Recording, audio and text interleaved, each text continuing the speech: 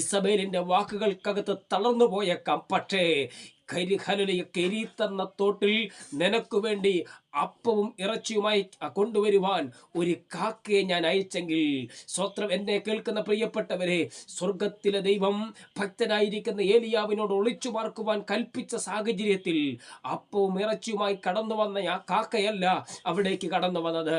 ശേഷമായി ദൈവം അയച്ച സാരാഭാത്തിലെ വിധവയല്ല അവിടേക്ക് വന്നത്. വിധവയുടെ മകനെ ഉയർപ്പിച്ചപ്പോൾ ഏലിയാവ് എന്ന പ്രവാചകൻ എവിടാ, അദ്ദേഹത്തെ പോയെന്ന് കാണട്ടെ എന്ന് പറഞ്ഞ് തട്ടി എഴുന്നേൽപ്പിക്കുവാൻ ആ ബാലകനെ ദൈവം എഴുന്നേൽപ്പിച്ചില്ല. പക്ഷേ എവിടെ ഭക്തൻ മനസ്സ് ക്ഷീണിച്ച് മരണം ആസ്വദിച്ച് മരണത്തിനു വേണ്ടി തന്നെത്താൻ ഏൽപ്പിച്ചു കൊടുത്ത് മരിച്ചാൽ മതി എന്ന് പറഞ്ഞ് മരണത്തിനു വേണ്ടി കാത്തിരുന്ന ഏലിയാവിനെ തട്ടി ഉണർത്താൻ ഒരു കാക്കയല്ല ദൈവം അയച്ചത്, തൻ്റെ ദൂതനെ അയച്ചു. ഇന്ന് പകൽ ഈ ദൂത് കൈമാറിക്കൊണ്ടിരിക്കുമ്പോൾ മാനസികമായി തകർന്നു പോയ സാഹചര്യത്തിൽ, മരണം മാത്രം മുമ്പിൽ കണ്ട സാഹചര്യത്തിൽ, ഇന്ന് പകൽ കാക്കയല്ല, നിന്റെ മനസ്സിന്റെ താളം തെറ്റിക്കിടക്കുന്ന അവസ്ഥയെ മാറ്റിയെടുക്കാൻ ഒരു കാക്കയ്ക്ക് കഴിയത്തില്ല. നിന്റെ തളർന്നിരിക്കുന്ന മനസ്സിനെ ബലപ്പെടുത്താൻ വിധവയെ കൊണ്ടാവില്ല.